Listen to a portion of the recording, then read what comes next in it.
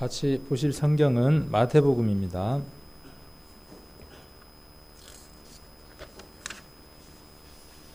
마태복음 13장입니다. 13장 51절로 52절까지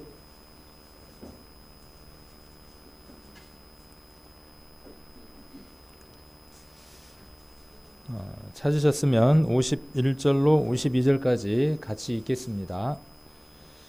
이 모든 것을 깨달았느냐 하시니 대답하되 그러하오이다. 예수께서 가라사대 그러므로 천국의 제자된 서기관마다 마치 새 것과 옛 것을 그 곳간에서 내어오는 집 주인과 같으니라. 아멘. 같이 기도드리겠습니다. 귀한 한날을 허락해 주셔서 주님의 거룩하신 보혈로 한 피바다 한 몸 이룬 주님의 권속들 이곳에 불러 모아주시고 우리들 심령 안에 성령으로 또 내주하시는 하나님으로 거하시는 하나님을 영화롭고 또 거룩하게 해드리기 위해 이 아름다운 시간을 가질 수 있도록 인도해 주심을 감사를 드립니다. 우리는 본래 하나님을 떠나서 사단을 쫓아 사단이 원하는 일들만 즐기고 행하다가 어느 날 말씀을 접하게 되고 하나님께서 우리를 간절히 부르시는 그 부르심을 듣고 이제는 사단에게서 하나님께로 향하는 자로 마음과 뜻들을 바꾸어서 주님을 향한 마음들로 살아가는 귀한 사람들이 되어졌습니다. 우리들 심령 안에 그분이 계시고 또 그분이 우리에게 가르쳐 주시는 또 깨닫게 해주시는 말씀들이 있기에 우리의 삶이 사단의 삶에서 변화되어져 주님이 원하는 예수 그리스도가 나타나는 그 일들을 또 그 삶들을 살아나가는 이 귀한 삶을 살 수 있도록 은혜 베풀어 주신 하나님께 감사를 드립니다. 오늘도 말씀을 통하여 우리의 삶들이 주님을 더 닮아가고 또 주님의 은혜가 나타나는 삶을 살아드리기 위해 우리의 삶에 배워야 할 것들이 무엇인가를 돌아보는 귀한 한 시간을 갖습니다. 주님 이 시간 함께해 주셔서 마음과 뜻과 모든 것들을 살펴볼 수 있도록 인도해 주시고 주님을 기쁘게 하는 일들이 또 우리의 삶들이 어떻게 변화되어야 되는지 말씀을 통해서 경고를 받고 또 도전을 받을 수 있는 귀한 한 시간이 될 수 있도록 은혜 베풀어 주시기를 원합니다. 이 한 시간 모든 것 주님께 의타가 없고 우리를 죄악 가운데서 구원해 주신 예수님 이름 받들어 기도드립니다. 아멘. 지난주에는 31절부터였죠. 31절부터 나와 있는 비유의 말씀들을 배우는 시간으로 좀 가졌습니다. 그래서 다 못하고 이번 주에 이어서 또 말씀을 배우게 되는 것 같습니다. 항상 복습이 중요한 것 같아요. 다 들었지만 또 돌아서면 교회 문을 열고 나가는 순간 잊어버리고 또 3일째쯤 되면 잊어버리고 그래서 우리가 수요일 날 모이고 금요일 날 모여야 되는 이유가 그런 것 같습니다. 그래서 지난주에 우리가 봤던 걸 조금만 한번 정리를 한번 해보도록 하겠습니다. 겨자에 대한 내용을 배웠죠. 겨자를 옮겨 심는다고 되어 있지 않고 무엇을 심는다고 되어 있었습니까? 겨자씨 한 알의 겨자씨를 어디에다 갖다 심었습니까? 지난주에 봤는데 잊어버리셨어요? 자기 밭, 채전이라고 되어 있고 자기 밭이라고 기록되어 있습니다.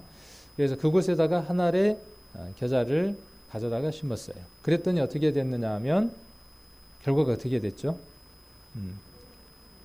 아주 커졌죠. 그래서 공중에 새가 와서 깃들었다고 성경에 기록이 되어 있었습니다. 그래서 지난번 끝나고 나서 우리 이제 식사를 하면서 집사님들하고 이렇게 이제 교제를 하면서 이런저런 교제들이 되면서 또 이렇게 볼 수도 있을 것 같아요. 또 이렇게 깨달아지기도 합니다 하는 그 내용들이 있더라고요. 그래서 공중에 새가 와서 깃든다는 것은 우리에게 복음이 전해지고 우리들 심령 안에 하나님의 것으로 가득 채워지기 시작하면 우리가 복음을 전하게 되고 또 교회가 복음을 전해서 이곳에 구원받지 못한 영혼들이 와서 저 세상에서 상처받고 힘들었던 그 마음들이 치유함을 받고 교회에서 쉼을 얻게 됩니다. 이렇게도 한번 우리가 볼 수 있습니다. 그렇게 또 교제가 돼서 그 말씀도 참 일리가 있고 또 우리가 교훈을 그렇게 얻을 수도 있겠구나 하는 생각을 합니다. 우리도 이 교회 안에 한 세가 되어져서 이곳에서 보금자리를 얻고 쉼을 얻고 또 안식을 얻고 또 하나의 겨자씨가 돼서 누군가에게 그늘이 되고 또 안식처가 되기 위해서 그렇게 자라가는 것처럼 우리 교회 안에 이런 일들이 계속 반복되고 있는 것 같습니다. 그래서 겨자는 이렇게 생겼다고 지난번에 말씀을 드렸습니다. 그래서 검은 겨자고 겨자의 씨가 크기가 얼마 정도냐 하면 검은 겨자 씨의 크기는 1mm, 그러니까 아주 작은 거죠. 우리나라도 그런 말 있죠. 애가 조그만하면서 말도 잘 안 듣고 그러면은 뭐라고 우리가 표현을 하죠? 저런 돌탱자만한 놈이, 그렇게 표현을 하죠. 그죠? 땡글땡글한 놈이 돌아다니면서 말도 안 듣고 한한 놈이, 그러고 돌아다니면은 저런 돌탱자만한 놈이, 이렇게 표현을 하는 것처럼 이게 작다는 표현으로 뭘 사용하느냐 하면 이스라엘에서 겨자씨라고 하는 걸 사용을 합니다. 그래서 아주 작고 볼품 없고 그런 어떤 의미로서 겨자를 이야기를 합니다. 세상 사람들이 보기에 우리의 믿음은 아주 볼품 없고 작은 것이지만 그것이 심겨져서 자랐을 때에는 그 씨앗의 크기를 가늠할 수 없는 것처럼 우리의 신앙도 그렇게 변화가 있어야 하고 그렇게 생명력의 나타남이 있어야 한다는 것을 성경은 또 예수님 말씀하고 계십니다. 요것하고 겨자하고는 다르다고 말씀을 드렸죠. 요거는 야생 담배꽃이라고 하는 것인데 겨자하고 거리가 멀고요. 자, 이렇게 텃밭에다가 주인의 텃밭에다가 옮겨다가 심은 거죠. 우리 교회에도 뭘 갖다 심어놨냐 하면 저 앞에다가 정현호 형제님이 방아잎을 원하니까 든실한 방아잎을 하나 나무를 거기다 하나 갖다 주셨고, 제가 또 한 나무 갖고는 좀 아쉬워서 우리 최하자 모친 댁에 가서 또 몇 뿌리를 옮겨다가 심어놨어요. 왜 거기다 옮겨놨을까요? 먹으려고 그러죠. 먼 데 가서 따먹으려니까 귀찮으니까 밭에다가 가까운 데다가 두고 내가 필요할 때마다 먹으려고 하는 거죠. 그래서 생각에 거기를 다 방아잎 밭을 만들까 지금 그러고 있는데 엄청 넓어서 많이 따먹을 수 있을 것 같아요. 한 몇 평 되니까. 그래서 필요 없는 것이지만 볼품 없는 것이지만 주인 누군가의 눈에 띄어서 선택되어져서 주인의 밭에서 의도적으로 길러지는 나무, 그것이 겨자나무죠. 우리도 누구 눈에 띄인 것이냐 하면 하나님 눈에 띄어져서 예수 그리스도로 말미암아 하나님 안에서 부름을 받고 선택되어져서 귀하게 하나님의 자녀로 이렇게 불려져서 교회라고 하는 하나님의 체전에 하나님 밭에 심기운 자가 된 거죠. 그래서 풀도 뽑아주시고 하나님이 거름도 주시고 물도 우리에게 주시는 겁니다. 방아잎이네요. 네. 그리고 요거는 지난번에 말씀드린 대로 뭐라고 말씀드렸냐 하면 머구대, 머위대 꽃, 그리고 이렇게 생겼는데 손바닥만 할 때 쌈 싸 먹으면 맛있어요. 근데 이거를 자기 밭에다가 갖다 심는 사람들은 드물다 하는 거예요. 그러니까 겨자씨 비유를 이야기할 때 이스라엘 사람들도 예수님의 비유를 들으면서 왜 저 양반이 저런 얘기를 하지? 하고 관심을 듣고 들었다는 것이죠. 자, 그리고 오늘은 무엇에 관해서 좀 말씀을 드려보려고 하느냐 하면 아까 51절, 52절은 이제 조금 있다가 또 말씀을 상고해 보도록 하고 오늘은 33절입니다. 지난주에 우리가 말씀을 정리를 못했기 때문에 33절 같이 한번 읽겠습니다. 또 비유로 말씀하시되 천국은 마치 여자가 가루 서말 속에 갖다 넣어 전부 부풀게 한 누룩과 같으니라. 아멘. 우리가 이번에 마태복음 13장에 나와 있는 비유들을 이렇게 이제 공부를 하고 있는데 조금 관심 있고 성경을 보시려고 하는 분들은 일습 복습을 하시는 분들은 집에 가서 마태복음을 한 번쯤 읽어보셨을 것 같아요. 13장을. 13장의 비유가 몇 가지가 나오던가요? 제가 교회학교에서 그랬는데 알아맞히면 자기 돈으로 아이스크림을 사 먹을 수 있는 기회를 드리겠다고. 사드리는 게 아니고 자기 돈으로. 몇 가지의 비유가 나오느냐 하면 8가지의 비유가 나옵니다. 8가지의 비유가 나오는데 다 천국에 연관된 비유들이 나옵니다. 첫 번째가 씨 뿌리는 비유가 나오고요. 그래서 씨 뿌리는 비유의 목적은 천국은 복음의 씨앗을 뿌리는 것으로부터 시작한다. 그래서 한 생명이 구원받는 것으로부터 천국이 출발한다는 것에 대해서 씨 뿌리는 비유에서 이야기를 하고 있고, 그 다음에 두 번째는 밭에 가라지의 비유가 나오죠. 밭에 좋은 씨앗을 뿌렸는데 거기다가 누가 와서요? 대적이 와서 가라지를 뿌리고 가죠. 우리의 심령 안에도 똑같은 일이 이루어집니다. 천국이 확장돼 가고 하나님의 복음의 말씀 우리들 심령 안에 뿌려졌을 때 좋은 씨가 뿌려졌고 좋은 밭이 준비가 돼서, 좋은 밭이라고 하는 것은 어떤 것이 좋은 밭이겠어요? 이 세상에서 가장 좋은 밭, 기름진 밭, 땅이 있는 것처럼 세상 사람들의 이 마음밭이 최고 좋은 마음의 밭이 있습니다. 그 최고 좋은 마음의 밭은 어떤 상태가 최고 좋은 마음의 밭의 상태냐 하면, 지난번에 윤 집사님이 전도 집회 때 하셨던 것처럼 그 마음 가운데에 자기가 사단에게 속아서 내 생각, 내 뜻대로 살아온 것으로 착각했던 것들을 뒤집어서 내가 하나님 앞에 하나님을 떠난 삶을 살았다고 하는 것을 회개하고 뉘우치는 온전한 마음, 그 마음이 어떤 마음이냐 하면 착하고 좋은 밭이 된 겁니다. 그 밭에 무엇이 떨어져야 돼요? 씨앗이 떨어져야 되겠죠. 자, 그렇게 씨앗을 뿌렸는데, 좋은 밭에다 씨앗을 뿌렸는데 사단은 어떻게 한다는 거예요? 사단은 그걸 가만 보고만 있는다고요? 사단은 가만 보고 있지만 않는다는 거죠. 어떻게 합니까? 거기에 와서 뭘 뿌리고 가요? 자, 그거에 대한 풀이가 뭐냐 하면요, 36절부터 쭉 그것에 대한 풀이를 설명해 주고 계시는 겁니다. 그래서 42절까지가 무엇에 관한 내용을 설명해 주고 계시느냐 하면 가라지에 관한 비유의 말씀을 이제 풀어서 설명을 해주고 계시는 겁니다. 이것을 우리가 이렇게 비유를 해서 설명을 종종 드린 적이 있죠. 우리 마음 안에는 처음에 누구만 살고 있었다고 설명을 해드렸냐 하면 검둥이가 살고 있다라고 한번 말씀을 드린 적이 있죠. 검둥이하고 흰둥이에 대한 비유를 이야기한 적이 있죠. 그래서 검둥이가 점령하고 검둥이의 판이었어요. 그런데 어느 날 그 집에 누가 들어오느냐 하면 흰둥이가 들어오죠. 우리의 마음밭은 선할 수 없고 착할 수 없는 마음밭이지만 하나님 우리를 깨끗하게 일구어서 우리들 심령 안에 선하고 착한 것을 심어두었습니다. 그런데 그 안에 무엇도 함께 있느냐 하면 사단이 심어놓은 씨앗도 함께 있다는 거죠. 그러니까 흰둥이와 검둥이가 함께 있는 겁니다. 누가 싸워서 이기겠습니까? 이 질문에 대한 답은 여러분들이 잘 아시죠? 검둥이하고 흰둥이하고 싸우면 누가 이기겠어요? 답을 아시는 분은 힘센 놈. 그런데 그냥 아무 생각 없이 대답하면 검둥이. 왜냐하면 검둥이가 이길 것 같아요. 그래서 늘 그것처럼 우리들 안에 누가 이기고 승리하느냐 하면 사단이 승리하고 이깁니다. 그리고 우리를 조롱하고 정죄하고 늘 부끄러운 마음으로, 불편한 마음들로 구원받은 자 안에 불편한 마음으로 살아가게 합니다. 자, 그런데 누구에게 밥을 계속 먹여줘야 되겠어요? 흰둥이에게 밥을 주고 걸음 주는 게 아니죠. 밥도 주고 똥도 치우고 하면 이제 흰둥이가 힘이 세지겠죠. 한판 붙으면 누가 이기겠어요? 이제 흰둥이가 이기기 시작을 합니다.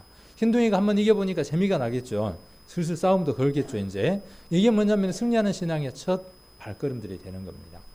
그래서 그러한 비유들로 우리가 가라지에 대한 비유들을 한번 생각을 해볼 수 있습니다. 천국이 확장되어져 갈 때 사단의 역사도 함께 있다라고 하는 것들로 비유를 한번 생각을 해볼 수가 있고, 두 번째가, 그 다음에 세 번째가 무엇의 비유냐 하면 오늘 우리가 보고 있는 31절에 나와 있는 겨자씨의 비유가 있고요. 그 다음에 네 번째가 뭐냐 하면 누룩의 비유입니다. 그 다음에 다섯 번째가 뭐가 되겠습니까?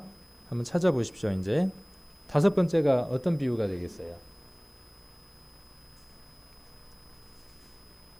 다섯 번째는 어디부터가 다섯 번째가 되겠습니까? 44절부터가 다섯 번째가 되겠네요. 마치 밭에 감추인 보화와 같다 그랬어요. 사람이 이를 발견한 후 숨겨두고 기뻐하여 돌아가서 자기의 소유를 다 팔아 그 밭을 샀느니라. 여러분들은 자기의 소유를 다 팔아서 그 보화 보물을 사신 분 맞습니까? 근데 아직도 자기 소유가 남아있어. 그러니까 뭘 해보려고 하느냐 하면 자기 소유를 가지고 무엇인가를 해보려고 하는 거죠.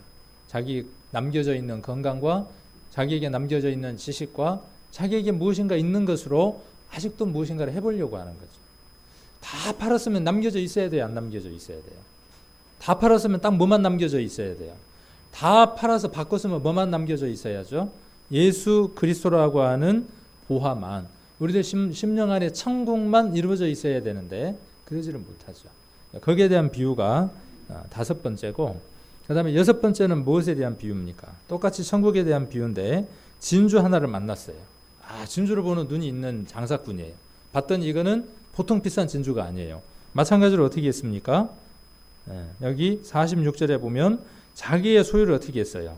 여기도 자기의 소유를 조금만 판 게 아니라 어떻게 했어요? 다 팔았어요. 그러니까 자기의 소유 전체를 다 팔 만큼 진주가 값지다는 걸 알아본 거죠.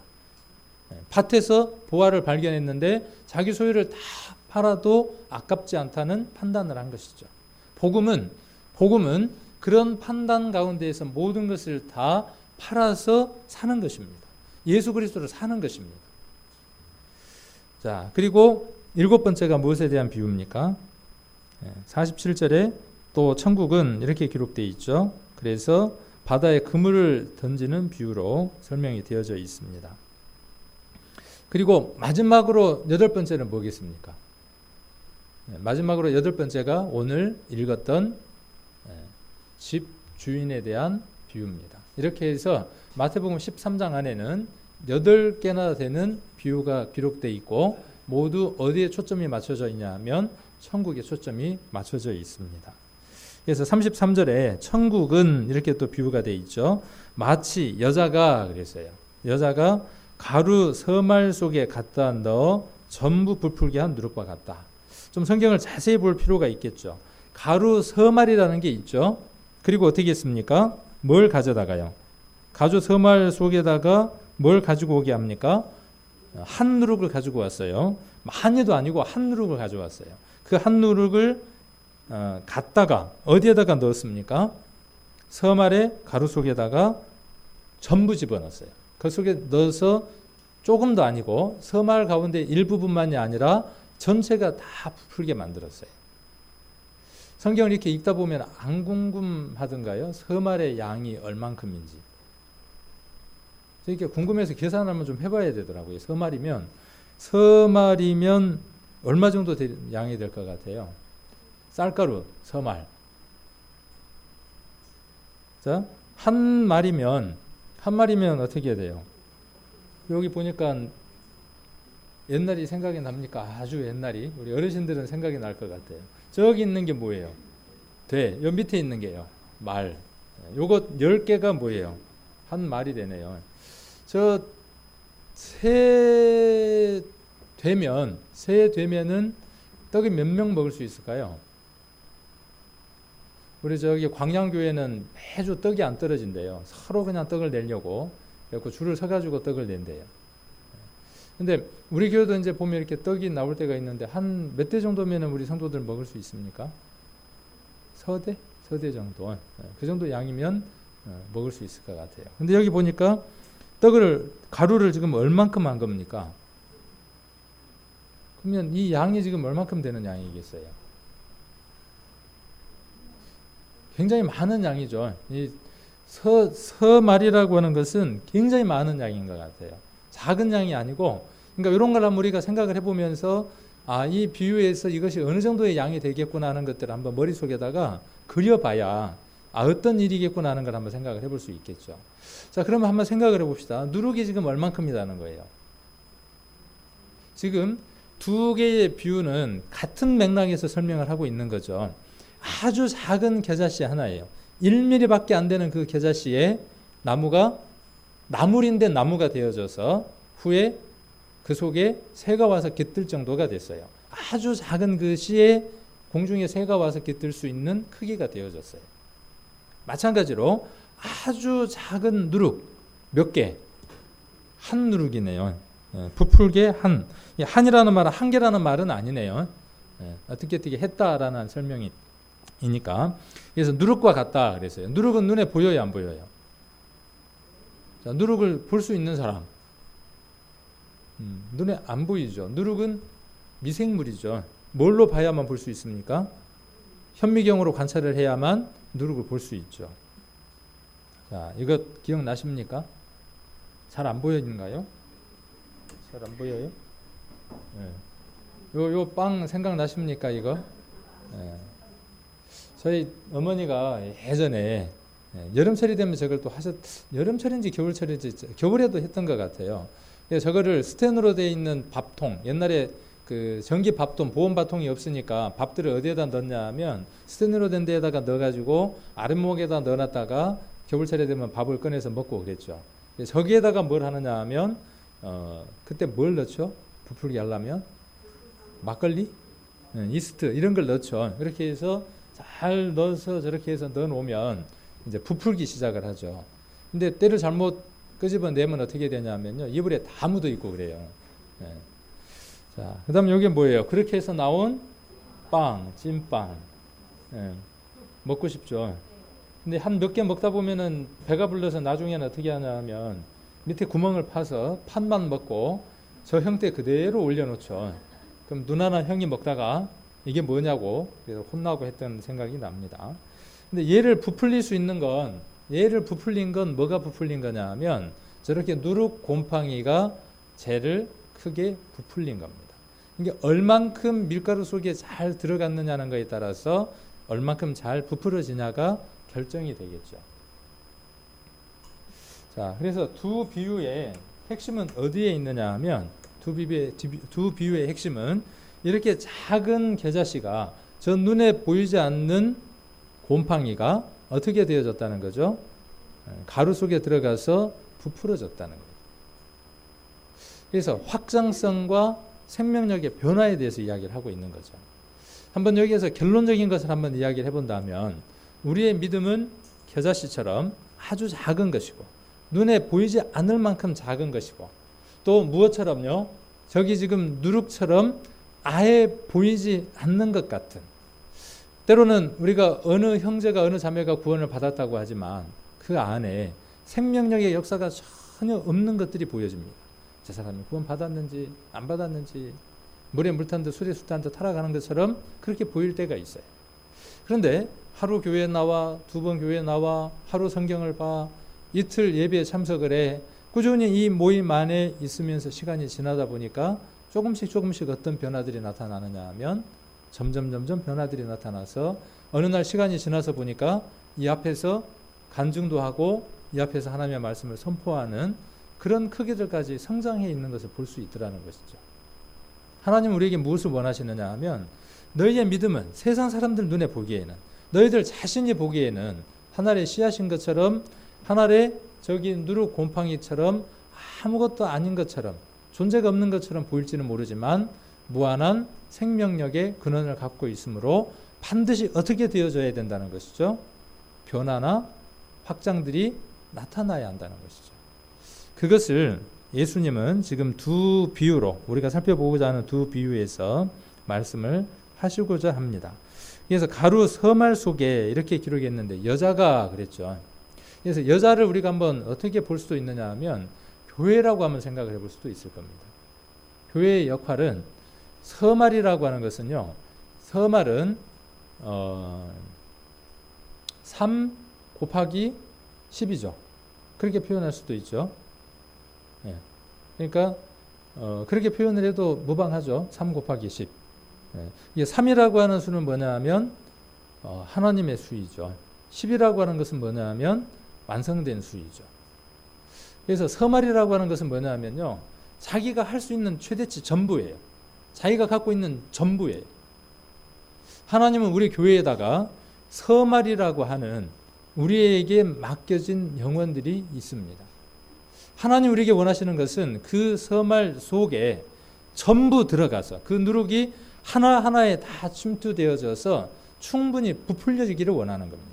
그 속에 들어가서 충분히 그 영향력을 나타내기를 하나님은 원하신다는 사실입니다. 여기 여자가 가루 서말 속에다가 하는 이런 표현들이 성경에는 많이 나와 있는 것들을 볼 수 있습니다. 전도서 한번 찾아보겠습니다. 전도서 11장입니다.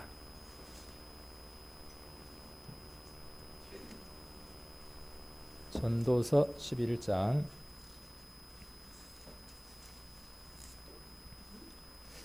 전도서입니다. 전도서 11장 1절 2절 같이 한번 읽겠습니다. 구약성경 956페이지 전도서 11장 1절로 2절까지 같이 한번 읽겠습니다. 너는 내 식물을 물 위에 던지라. 여러 날 후에 도로 찾으리라. 7에게나 8에게 나누어 줄지어다. 무슨 재앙이 땅에 임할는지 내가 알지 못함이니라. 이 말씀 한번 들은 기억이 납니까? 요게 지금 무슨 얘기라고요? 공동번역이나 다른 성경을 보면 뭐라고 기록되어 있냐 하면 사업을 할 때 여러 곳에다가 분산해서 사업을 해라.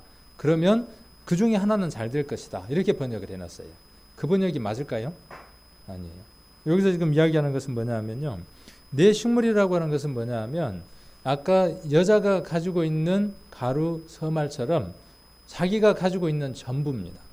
우리가 해야 하는 복음을 전해야 하는 모든 대상들일 수 있고 여기에서는 내가 가지고 있는 모든 재산과 건강과 모든 것들이라고 한번 생각을 해볼 수 있을 겁니다. 그것들을 어디에다가 던지라는 거냐 하면 물에다가 던지라는 거예요. 물은 성경에 또 어떻게 표현들이 많이 되어져 있느냐 하면 세상으로 많이 표현되어져 있습니다. 저 세상에 구원받지 못한 영혼들에게 우리가 가지고 있는 것들을 나누고 던지는 것이죠. 그래서 때로는 시간도 쪼개서 그들과 함께하고 때로는 물질도 나누고 때로는 그들과 함께 동거동락하는 것이 내 식물을 물 위에 던지는 겁니다. 여러 날 후에 도로 찾는다 그랬어요. 여러 날 후면 언제 돌려잡겠습니까? 우리가 세상 모든 사람들에게 이렇게 다 뿌렸을 때 언제 돌려받겠어요? 우리는 뿌리고 난 이후에 바로 돌려받기를 원합니다. 제가 이 설교를 할 때 부메랑에 대한 이야기를 한번 한 적이 있을 겁니다. 기억나시죠? 신앙의 부메랑은 던졌을 때 내게로 돌아오지 않습니다. 많은 사람들은 생각하기를 어떻게 생각하냐 하면 일반적인 부메랑은 던지면 그 던진 것이 어디로 돌아오느냐 하면 자기에게로 다시 돌아옵니다. 그런데 우리 신앙에 있어서 나눔과 섬김은 내게로 바로 돌아오지 않는다는 겁니다. 내가 누군가에게 복음을 전하고 선한 일을 했을 때에 우리는 그 사람으로부터 선한 것이 돌아올 것이라고 생각을 합니다. 그러나 어느 날 내가 누군가에게 선을 행치 않았지만 내게 선한 것이 돌아오고 내가 도움을 받았을 때 다른 사람으로부터 받았습니다. 그 받은 것은 내가 언젠가 누군가에게 뿌렸던 그것이 부메랑이 돼서 돌아오는 것입니다. 반대로 저 사람이 나를 왜 힘들게 하는지 모르겠어. 까닭없이 나를 힘들게 하고 까닭없이 나를 괴롭힐 때가 있어요. 직장에서도 그렇고 우리 수민이 자매가 이제 직장을 다니면서 이런저런 일들이 있더라고요.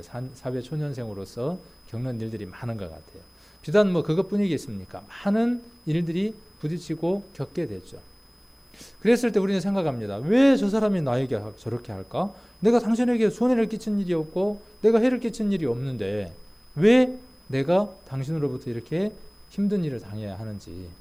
근데 성경을 보면 또 하나님의 말씀의 원리를 보면 내가 예전에 누군가에게 뿌렸던 그 씨앗이 그 사람으로부터 돌아오는 겁니다.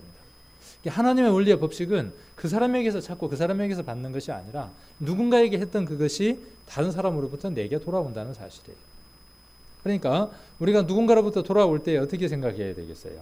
과거에 내가 누군가에게 선한 것과 그렇지 못한 것을 뿌린 것이 지금 저 사람으로부터 돌아오는 것이다라고 생각을 한다면 힘든 일이 있겠어요, 없겠어요? 다 힘든가 보다 오늘.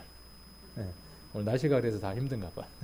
비가 오거나 그러면요, 이렇게 기압이 낮아지면서 몸도 천근만근이 되면서 쫙 내려앉더라고요. 그래서 집에서 그냥 나오기도 싫고 방콕만 하고 싶은데 오늘 다들 그러신 것 같아요. 그래도 귀는 열려 계시죠? 예, 몇 분만 열려 계시는 것 같아.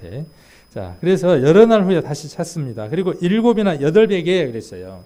7이라는 수는 전체 어떤 수라고 하면 생각을 해볼 수 있고 8이라고 하는 것은 뭐냐 하면 그 외에 더해진 수이죠. 우리가 복음을 전할 때 내가 아는 사람에게만 복음을 전해야 되는 것이 아니라 거기에서 알지 못하는 사람에게까지 복음을 전해야죠. 그래서 7이나 8에게 나눠주는 것이죠. 땅에 어떤 재앙이 임할는지 우리는 그 누구보다도 잘 압니다. 세상 사람들은 알지 못하지만 우리가 가지고 있는 이것들로 세상에 나누었을 때에 그 사람들을 구할 수 있는 능력들이 우리에게 있습니다. 이런 표현들이 많이 있는데 창세기 18장도 한번 보도록 하겠습니다. 창세기 18장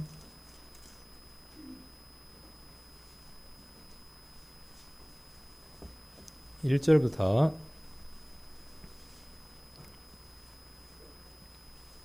창세기 18장과 19장을 읽어보면요, 재밌는 내용이 많이 나옵니다. 여기 하나님이 여호와가 나오고 그리고 후에 19장에서는 두 천사가 이렇게 기록돼서 롯에게 나타나는 게 기록되어 있습니다. 그래서 처음에 아브라함에게 세 사람이 나타납니다. 그래서 그 세 사람에 대한 인칭대명사가 바뀌는 걸 볼 수 있습니다. 그걸 한번 숙제입니다. 오늘 창세기 18장 19장을 읽어보십시오. 여기 지금 2절에 한번 보겠습니다. 2절에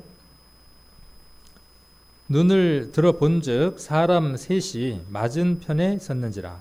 그가 그들을 보자 곧 장막문에서 달려나가 영접하며 몸을 땅에 굽혀 가로되 내 주여 내가 주께 은혜를 입어싸우면 원컨대 종을 떠나지 마옵시고. 이렇게 기록되어 있습니다. 여기에서 주라고 되어 있는 것은요, 여호와라고 이렇게 번역을 해볼 수 있습니다.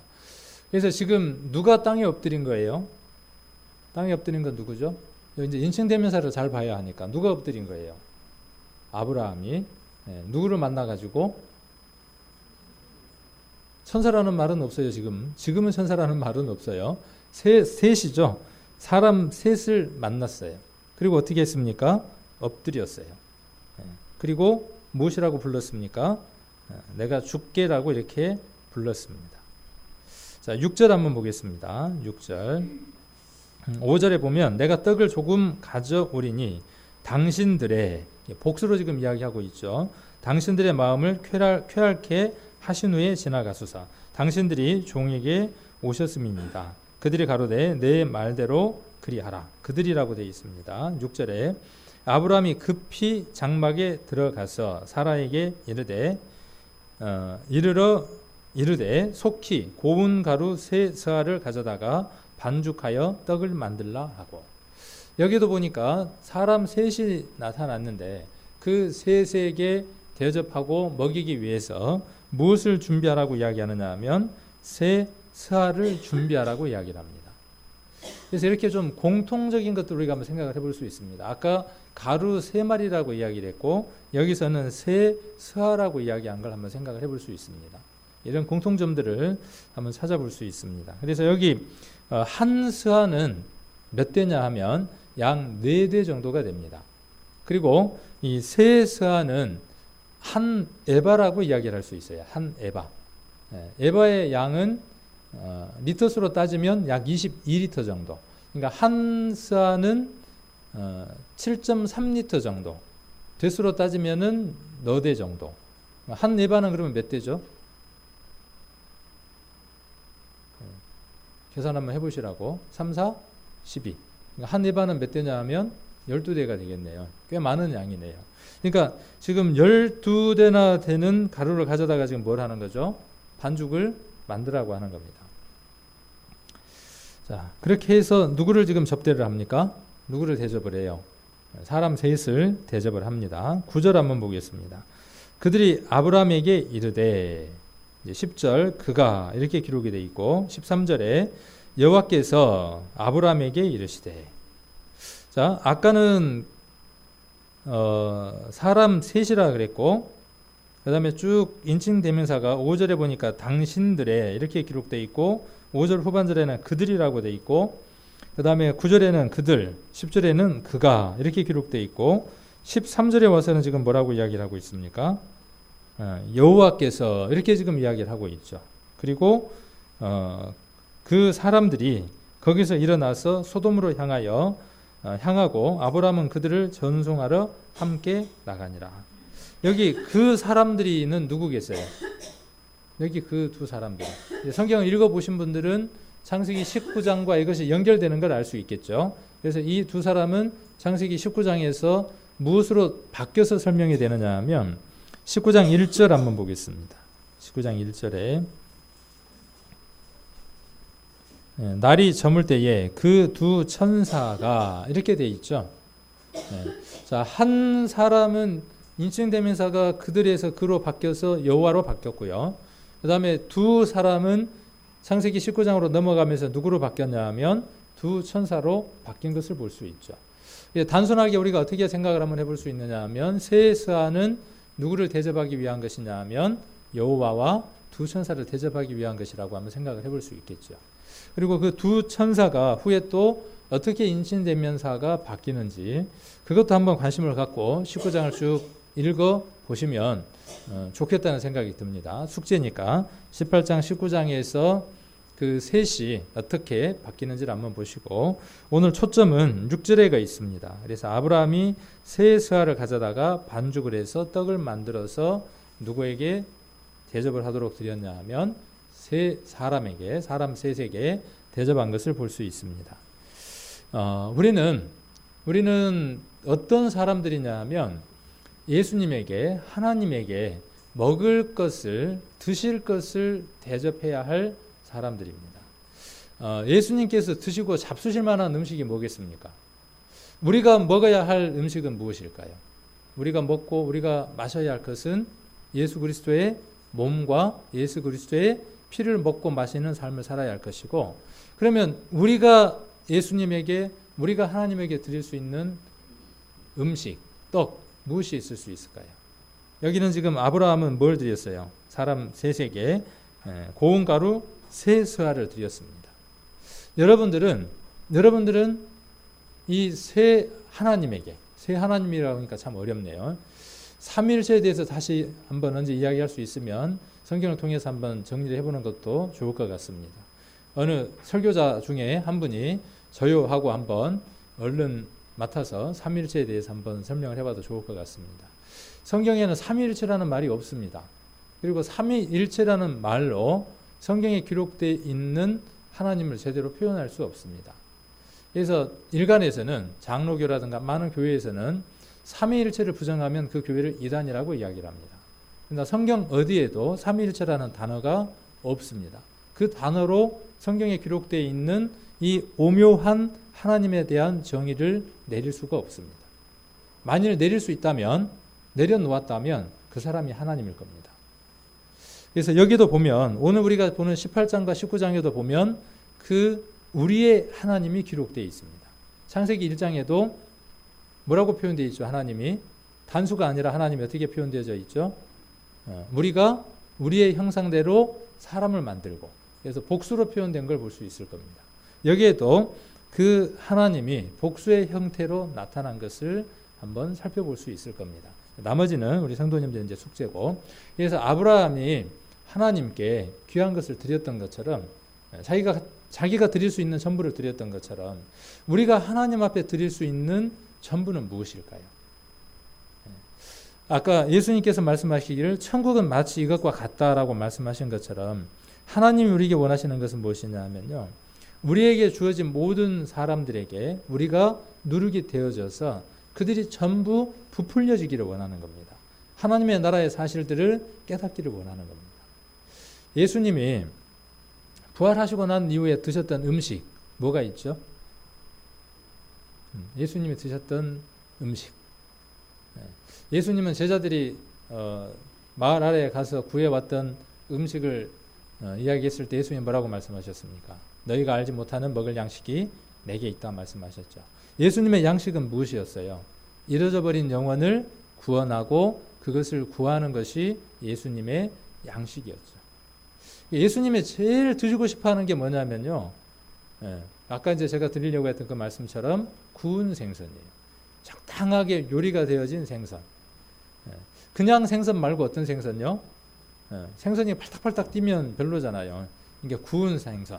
이게 지금 우리가 어떻게 되어져 가느냐 하면 구원을 받았을 때에는 팔딱팔딱 살아서 움직이는 생선이었다면 구원을 받고 난 이후에 비늘도 처지고 내장도 빠져나가고 머리도 끊겨나가고 그 다음에 소금에 간이 절여져서 마치 배추의 일생하고 똑같네요.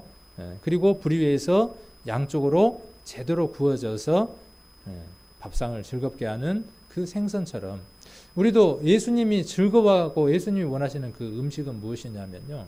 한 영혼을 전도해서 그 영혼이 하나님 앞에 드려지는 것입니다. 우리가 그렇게 변화되어 가는 것처럼 이제 우리의 삶들을 통해서 또 다른 영혼이 구원받고 그가 그러한 삶들을 살 때 하나님이 원하시는 음식들이 드려지는 겁니다. 아까 가루 서말 속에다가 누룩을 넣어서 그것으로 먹었지만 하나님 나라에 가면 무엇으로 먹는 음식이 되겠습니까? 가루 서말을 갖고 먹겠습니까? 하나님 나라에서는 먹는 것에 있지 않다 그랬죠. 자, 이런 얘기를 마태복음 다시 돌아갑니다. 13장으로 한번 가보겠습니다. 그래서 마태복음 13장을 아까 가라지 비유하고 연관하고 앞에 있는 씨 뿌리는 비유와 연관해서 그 사이에 이 씨 뿌리는 비유가 있으니까 이 두 개의 비유, 겨자씨의 비유와 누룩의 비유를 천국이 확장돼 가는 가운데에 사단의 역사도 함께 존재한다 하는 관점에서 또 그런 교훈으로 우리가 이 누룩과 겨자를 살펴보자고 하는 사람들도 있습니다. 지난주에 말씀드렸던 것처럼 그것도 좋은 교훈이라고 우리가 그렇게 받을 수 있습니다. 그런데 그런 교훈도 받고 우리가 또 하나 받아봐야 할 것은 무엇이냐 하면 성경에서 새라고 이야기했을 때 새가 꼭 사단만 이야기하느냐? 그렇지 않다는 것입니다. 누룩, 그러면 누룩이 꼭 죄만 이야기하냐? 그것이 아니다는 것이죠. 자, 고린도전서 5장을 한번 보겠습니다. 누룩이 이야기하는 우리가 기존에 알고 있는 누룩에 관한 생각들을 성경을 찾아서 한번 확인을 해보도록 하겠습니다. 고린도전서 5장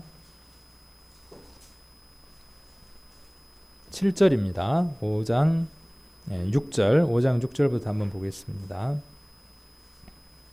너희의 자랑하는 것이 옳지 아니하도다. 적은 누룩이 온 덩어리에 퍼지는 것을 알지 못하느냐. 너희는 누룩 없는 자인데 새 덩어리가 되기 위하여 묵은 누룩을 내어 버리라. 우리의 유월절 양 곧 그리스도께서 희생이 되셨느니라. 이러므로 우리가 명절을 지키되 묵은 누룩도 말고 괴악하고 악독한 누룩도 말고 오직 순전함과 진실함에 누룩 없는 떡으로 하자. 누룩 없는 떡이니까 무슨 떡이겠어요? 한문으로 써서 무교병이 됩니다. 그럼 누룩 있는 떡은 뭐가 되겠어요? 유교병이 되겠죠. 그래서 레위기에 보면 이제 그런 내용들이 기록이 되어 있는 것을 볼 수 있습니다. 그리고 예수님도 누룩에 대한 교훈에 대해서 말씀을 하셨죠. 그래서 그 누룩들은 바리새인들의 그 삶들을, 죄들을 가리킬 때 또 누룩이라고 말씀하신 것도 볼 수 있습니다. 그래서 우리들 머릿속에 누룩 그러면 곧 무엇으로 등식이 성립되어 있냐 하면 죄로 성립이 되어 있습니다. 그래서 하나님의 역사가 이루어질 때, 교회 안에 복음이 전해질 때 교회 가운데에 사단의 역사, 죄의 역사도 함께 이렇게 이루어진다라고 누룩이라고 하는 것이 죄다 이렇게 등식을 성립을 시켜서 이 말씀을 한번 교훈으로 받을 수 있다 이렇게 말씀을 드렸습니다. 그러나 누룩이라고 하는 것을 성경 전체에서 죄에다가만 꼭 이야기하거나 그러지 않았다는 것을 성경을 한번 보도록 하겠습니다. 레위기 7장을 한번 보겠습니다. 레위기 7장 13절입니다. 레위기 7장 13절. 자, 11절부터 제가 좀 보겠습니다. 11절부터 레위기는 금방 찾으실 수 있죠. 11장 레위기 7장 11절. 여호와께 드릴 화목제 희생의 규례는 이러하니라. 화목제에 관한 내용이네요. 만일 그것을 감사함으로 드리거든 기름 섞은 무교병과 기름 바른 무교 전병과 고운 가루에 기름 섞은 구운 과자를 그 감사 희생과 함께 드리고 또 유교병을 화목제의 감사 희생과 함께 그 예물에 드리되 그 전체의 예물 중에서 하나씩 여호와께 거제로 드리고 그것을 화목제의 피를 뿌린 제사장들에게 돌릴지니라. 그래서 화목제를 드릴 때에는 무엇이 가했냐 하면 누룩이 들어있는 떡을 먹을 수 있었던 것을 한번 볼 수 있습니다. 그래서 모든 것들이 죄다 이렇게 표현하기보다는 여기에 있는 말씀들을 통해서 우리가 한번 교훈을 얻어볼 수 있겠죠. 누룩이 죄다 이렇게 등식을 성립을 시켜도 이 말씀은 이해되어질 수 있습니다. 우리가 구원을 받고 난 이후에 죄를 범하는 삶들을 살게 되죠. 지금도 우리는 무엇 가운데 있느냐 하면 죄 가운데 있습니다. 그리고 예수 그리스도로 말미암아 다시 무엇이 이루어지느냐 하면 화목이 이루어집니다. 그러한 내용들로 이 말씀들을 한번 또 교훈을 얻어볼 수도 있을 겁니다. 자, 23장도 한번 보겠습니다. 23장. 그래서 유교병은 죄와 관계가 되지만 참 화목 안에서는 죄도 포용될 수 있다 하는 것들에 대한 교훈을 주기 위해서 레위기 17장에서 레위기 7장에서 화목제에 대한 내용들을 이야기를 하고 있습니다. 23장 17절입니다. 17절. 여기는 같이 한번 읽겠습니다. 17절만 같이 한번 읽겠습니다. 너희 처소에서 에바 10분의 2로 만든 떡 2개를 가져다가 흔들지니 이는 고운 가루에 누룩을 넣어서 구운 것이요 이는 첫 요제로 여호와께 드리는 것이며. 여기에도 보면 유교병을 하나님께 드린 것을 볼 수 있습니다. 그리고 먹었던 것을 볼 수 있습니다. 자, 여기 보니까 떡을 몇 덩어리를 만들었습니까? 몇 덩어리? 2개. 떡 2개를 가져다가 드렸어요. 근데 이 떡 2개는 무엇이 들어있습니까? 누룩이 들어있는 떡이에요. 자, 이것은 무엇을 뜻하느냐 하면요, 이방과 이스라엘을 뜻하기도 합니다. 그래서 예수 그리스도로 말미암아 이방이 이스라엘이 함께 구원을 얻고 화목할 것에 대한 교훈으로서도 이 말씀들을 한번 우리가 살펴볼 수 있을 겁니다. 그래서 누룩 그러면 무조건 부정적인 의미만 있는 게 아니라 이렇게 긍정적인 의미도 함께 포함되어 있다는 것을 우리가 성경을 통해서 한번 교훈을 얻어본다면, 오늘 마태복음 13장에 기록되어 있는 그 누룩은 부정적인 의미에서 예수님이 교훈을 하셨다기보다는 아마 그들은 이 누룩에 대한 부풀리는 것들을 이야기했을 때 무교병도 기억이 났겠지만 레위기 7장에 기록되어 있는 예수님이 레위기 7장에 기록되어 있는 그 유교병의 기억을 틀림없이 말씀을 들었던 사람들은 기억이 났을 겁니다. 그래서 마태복음 13장으로 다시 돌아갑니다.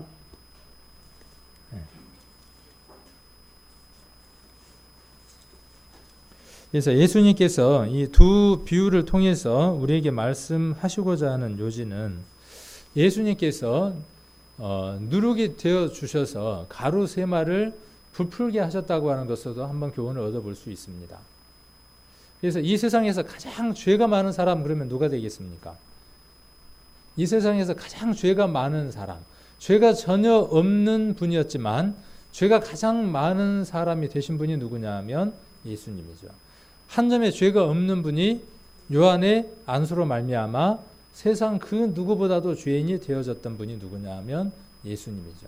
그분이 오셔서 세상 모든 사람들 속에 들어가 생명을 얻게 하고 부풀리게 하시고 싶어 하신다는 사실이죠. 또한 그것이 우리가 그 사명을 받아서 우리도 그 삶을 살기를 예수님이 원하십니다. 또한 우리의 마음 가운데에도 무엇이 이루어지기 원하느냐 하면 이 천국이 이루어지기를 원한다는 사실입니다. 우리들 마음 가운데 이루어진 첫 사랑, 우리들 심령 가운데 이루어진 예수 그리스도, 우리 안에 이루어진 우리를 성전 삼으신 그 하나님 우리 안에 들어오셔서 그분이 어떻게 되기를 원하시느냐 하면 겨자씨처럼 자라서 공중의 새가 깃들기를 원하고 가루 세 말처럼 부풀려지기를 원하는 겁니다. 가루 세 말이 부풀려졌으면 어떻게 되겠어요? 아까 스텐으로 되어 있는 통에다가 밀가루를 넣어서 따뜻한 아랫목에다 넣었더니 어떻게 됐어요? 요만한 게 어떻게 됐어요? 넘쳐서 흘렀어요. 그래서 이불에도 묻어 있어요. 여러분의 삶이 그렇습니까 지금? 여러분의 심령 안에 누룩처럼 눈에 보이지 않는 그 작은 미생물도 생명이 있으므로 그런 역사를 나타내는 것처럼 우리 안에 있는 생명이라고 하는 예수 그리스도는 그 누룩이나 그 겨자씨보다 작은 것이냐 그 말입니다. 우리 안에 와 있는 믿음이 그런 것입니까? 우리 안에 있는 믿음이 누룩의 크기보다, 겨자씨의 크기보다 작은 것들입니까? 우리는 오늘 이런 것들을 이 성경들을 통해서 한번 돌아볼 필요가 있다는 것이죠. 51절로 한번 가봅니다. 그래서 51절에 뭐라고 이야기합니까? 예수님이 자, 이 모든 것을 깨달았느냐? 제자들에게 말씀하시는 거죠.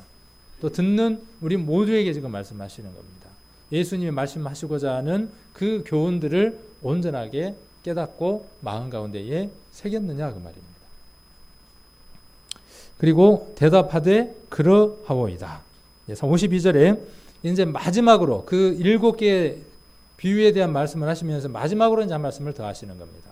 너희가 정말 깨달았다면, 우리 성도님들이 성경 안에서 하나님의 주신 말씀들을 깨달은 자가 되어졌다면 이렇게 한번 이 얘기를 접속을 시켜서 설명을 해볼 수 있습니다. 그러면 여러분들은 무엇이 되어야 되느냐 하면 집 주인이 되어야 합니다. 예수님은 마지막 비유를 그렇게 말씀하십니다. 여러분들은 누가 되어야 되느냐 하면 집 주인이 되어야 돼요. 근데 어떤 집 주인이죠? 여기 보니까 어떤 집 주인? 자, 천국의 제자된 서기관이에요. 그러니까 집주인 이퀄 뭐예요? 집주인이 누구냐 하면 천국의 제자된 서기관이에요. 자, 이걸 또 누구라고 생각해 볼 수 있느냐 하면 제자들을 두고 지금 말씀하시는 거죠. 제자들을 두고 너희가 집주인이다. 너희는 어떤 사람이어야 된다라고 이야기를 하느냐 하면 서기관과 같다. 지금 이렇게 이야기를 하고 있는 겁니다. 그럼 서기관은 어떤 일을 하는 사람이에요? 서기관이 어떤 일을 했는가가 이제 중요하겠죠. 서기관이 했던 일 가운데에 제일 중요한 일이 뭡니까?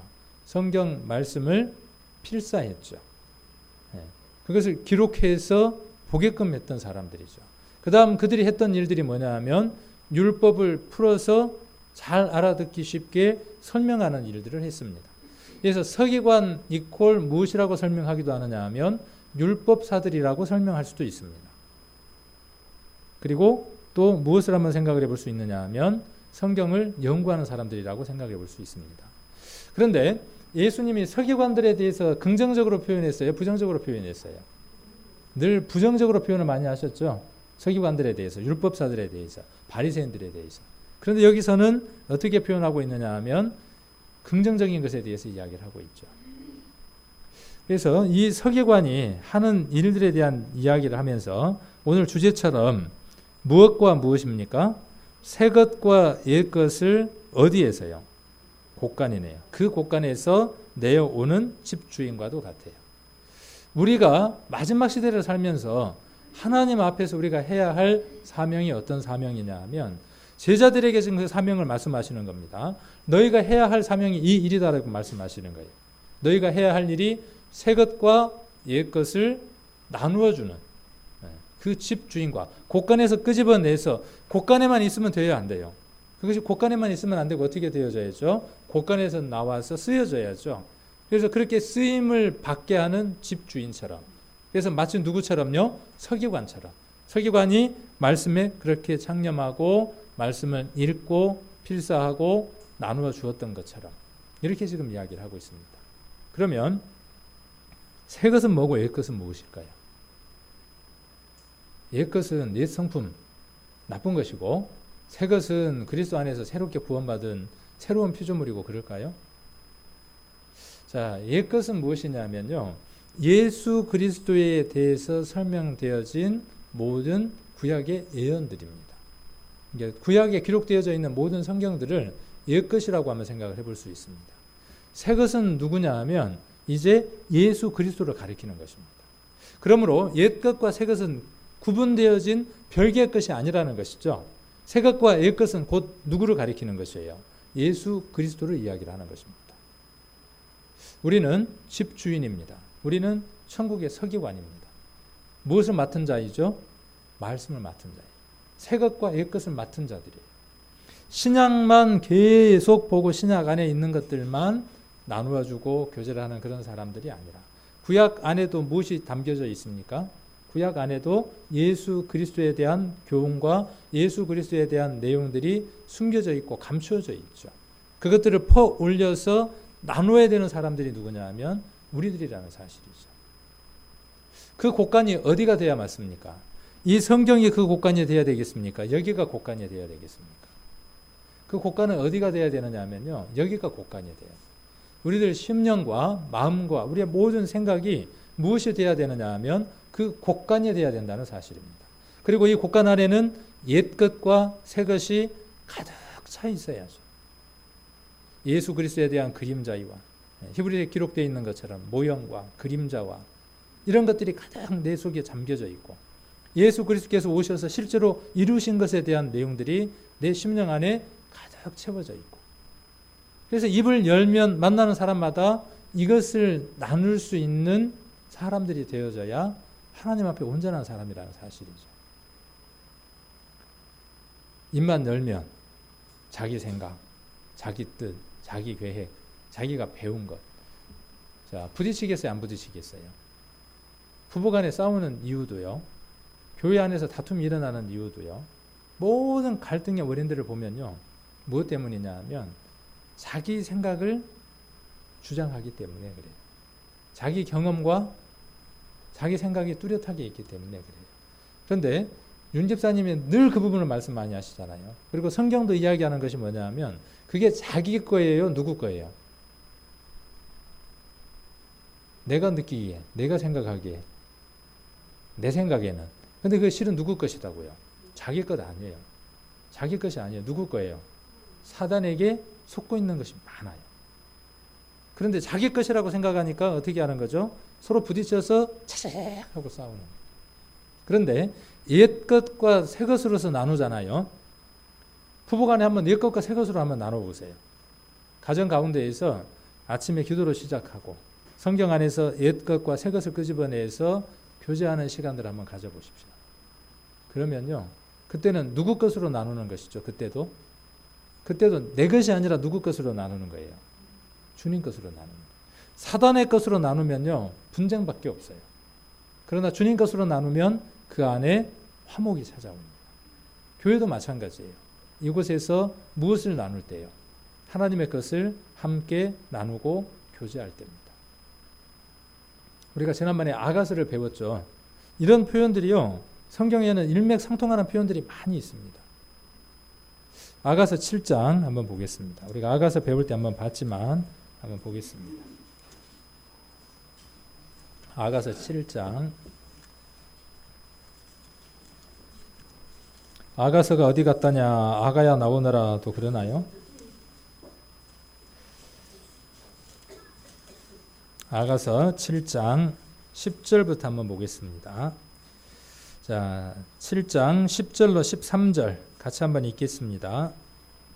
나는 나의 사랑하는 자에게 속하였구나. 그가 나를 사모하는구나. 나의 사랑하는 자야, 우리가 함께 들로 가서 동네에서 유숙하자. 우리가 일찍이 일어나서 포도원으로 가서 포도움이 돋았는지 꽃술이 퍼졌는지 송류꽃이 피었는지 보자. 거기서 내가 나의 사랑을 내게 주리라. 화판채가 향기를 토하고 우리의 문 앞에는 각양귀한 실과가 새것 묵은 것이 구비하였구나. 내가 나의 사랑하는 자 너를 위하여 쌓아둔 것이로구나. 사랑하는 자가, 나를 사랑하는 자가 나에게 주실 것을 준비를 해두었는데 새것과 묵은 것 문 앞에다가 잔뜩 준비해 두었답니다. 새것과 묵은 것, 이것이 무엇이라고 우리가 한번 교훈을 얻어볼 수 있겠습니까? 이것도 마찬가지로 구약과 신약이라고 한번 교훈을 얻어볼 수 있을 겁니다. 석류가 어떻게 생겼다 그랬어요? 석류는 하나죠. 그런데 걔를 쪼개면 그 안에 다시 무엇이 있어요? 여러 개의 과일들이 들어있죠. 성경은 한 권의 책인데 성경을 쪼개면, 성경을 열면 그 안에 무엇이 있어요? 그 석류 알처럼 보석들이 잔뜩 들어있죠.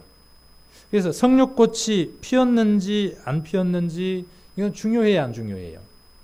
교회에 오면 우리가 성도와 성도들을 만날 때 무엇이 필요하냐 하면 저 성도 안에 이제 석류꽃이 피고 있는지, 석류꽃이 활짝 피어야 그 안에 무엇이 가득 들어가겠어요?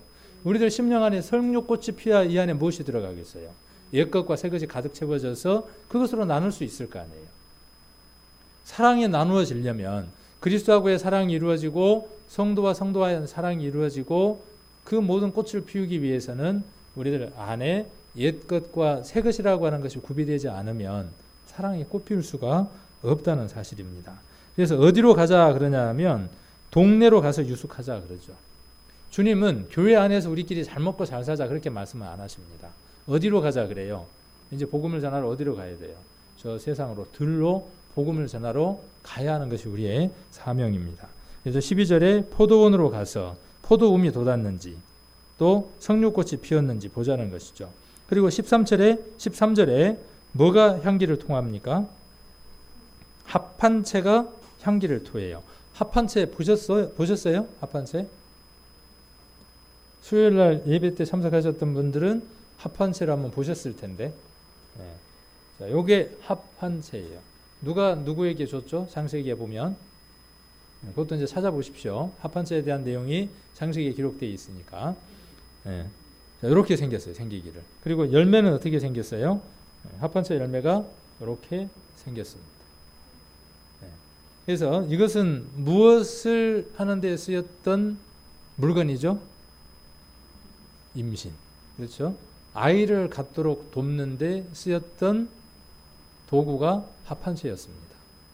하나님 우리에게 원하시는 것이 무엇이냐면요. 이 합판채를 통해서 얼마나 아이를 갖고 싶으면 뭘 쓰는 거예요? 이 합판채를 쓰는 것이죠.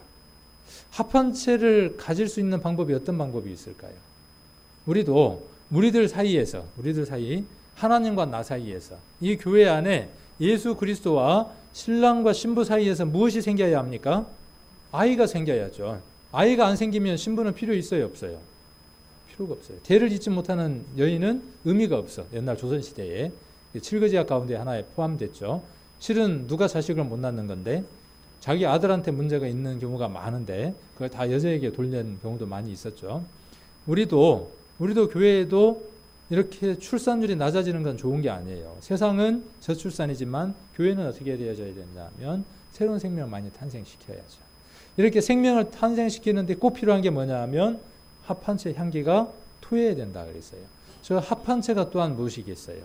이 교회 안에 간증과 이 교회 안에 말씀을 보고 깨달은 것들이 우리들 입에서 많이 토해져 나올 때 우리들 심령 안에 옛것과 새것이 가득 채워져서 우리들 입에서 말씀마다 때마다 성경 말씀들이 나오고 복음을 전하는 삶들을 살 때 그때 하나님께서 무엇을 하시느냐 하면 새로운 생명을 이 교회 가운데 탄생시키게 하시고 또 자라게 하실 겁니다.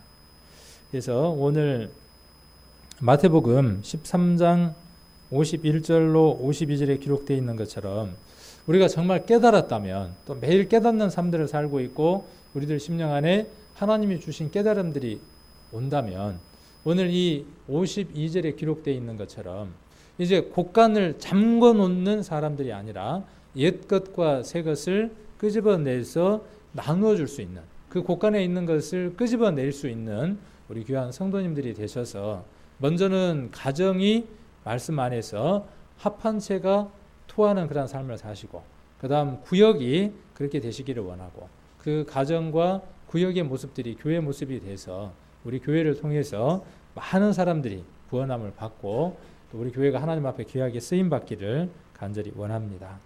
기도 드리겠습니다. 하나님 아버지, 오늘 두 비유를 성경을 통해서 살펴보았습니다. 1mm도 안 되는 작은 겨자씨가 땅에 심겨져서 주인의 보살핌을 받았을 때에 키가 커져 그곳에 공중의 새가 와서 깃들었던 것처럼 또 어느 여인이 자기가 가지고 있는 가루 서마를 가져다가 누룩을 넣어서 전부를 부풀리게 했던 것처럼 우리의 삶들 가운데에 예수 그리스도를 믿는 믿음이 세상 사람들의 보기에는 보이지 않는 것이고 또는 때로는 아주 작은 것이지만 우리들 심령 안에 심겨져서 하나님 나라가 확정되어지고 커져 우리를 통해서 잃어져 버린 영혼들이 구원받고 우리를 통해서 상처받고 괴로운 삶을 사는 저 세상 사람들이 온전한 행복을 찾아서 하나님 나라로 갈 수 있는 그 은혜들이 이루어질 수 있도록 우리를 도구로 사용해 주시기를 간절히 빌고 원합니다. 예수님께서 이것을 깨달았냐고 제자들에게 말씀하시고 세상으로 보내야 할 제자들에게 너희는 마치 천국의 제자된 서기관과 같다라고 말씀하시면서 옛 것과 새 것을 곳간에서 끄집어내는 집주인과 같다고 말씀하셨습니다. 우리의 삶들 안에 하나님께서 주신 은혜들이 우리들 심령 안에 가득 채워져서 늘 옛 것과 새 것을 말하고 교제하고 또 사랑할 수 있는 귀한 삶들을 살 수 있도록 인도해 주셔서 우리 삶에 그리스도가 드러나는 귀한 삶을 살 수 있도록 은혜 베풀어 주시기를 간절히 빌고 원합니다. 오늘 저희들에게 이 말씀 허락해 주심을 감사를 드리며 우리를 죄악 가운데서 구원해 주신 예수님 이름 받들어 기도드립니다. 아멘.